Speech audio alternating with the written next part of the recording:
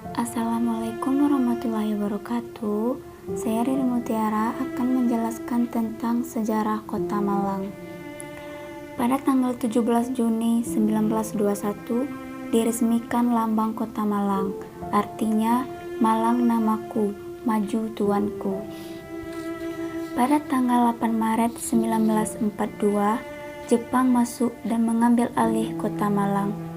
Namun, pada tanggal 20 Agustus 1945, riwayat pemerintah Jepang berakhir. September 1945, sekutu Inggris Gurkha datang ke Malang dengan diboncengi tentara Nica atau Hindia Belanda untuk menduduki Malang. Pada tanggal 3 Oktober 1945, Jepang menyerahkan senjata dan kekuasaan sepenuhnya ke pemerintah Republik Indonesia.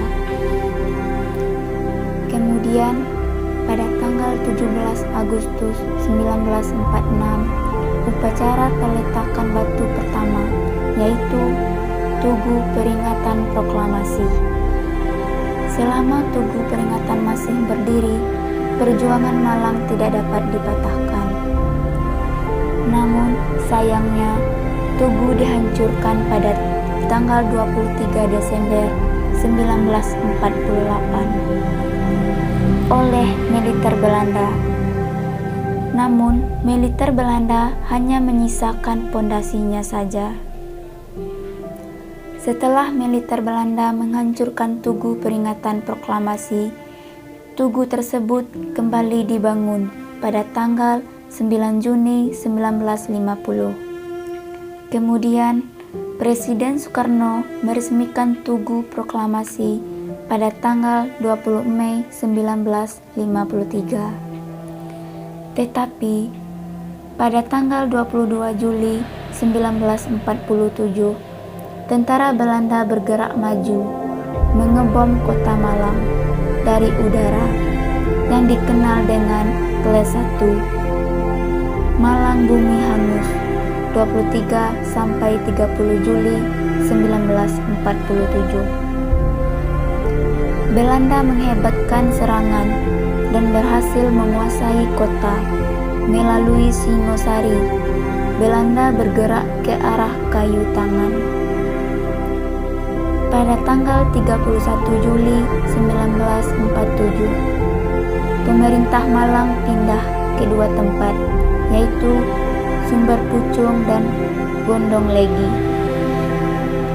1948 terjadi pertempuran hebat kembali yang dikenal dengan Kelas 2. Pada tanggal 27 Desember 1949, tentara Belanda dapat dikalahkan dan pemerintahan kembali ke kota Praja Malang.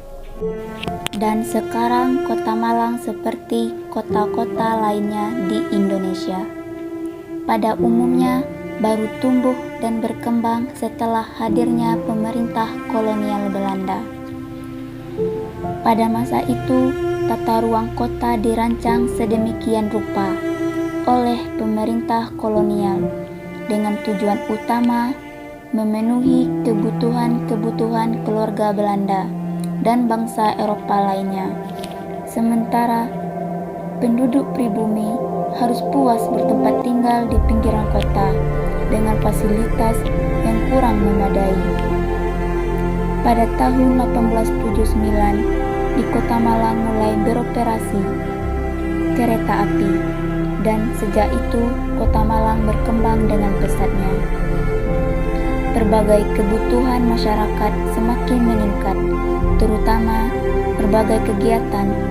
Akibatnya terjadilah perubahan tata guna tanah. Fungsi lahan mengalami perubahan sangat pesat, seperti dari fungsi pertanian menjadi perumahan dan perindustrian. Penataan ruang Kota Malang pada masa itu tidak lepas dari karya Herman Thomas Karsten.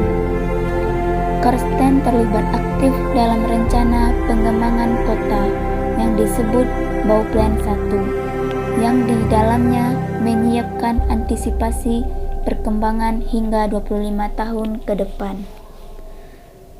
Sekian, terima kasih. Wassalamualaikum warahmatullahi wabarakatuh.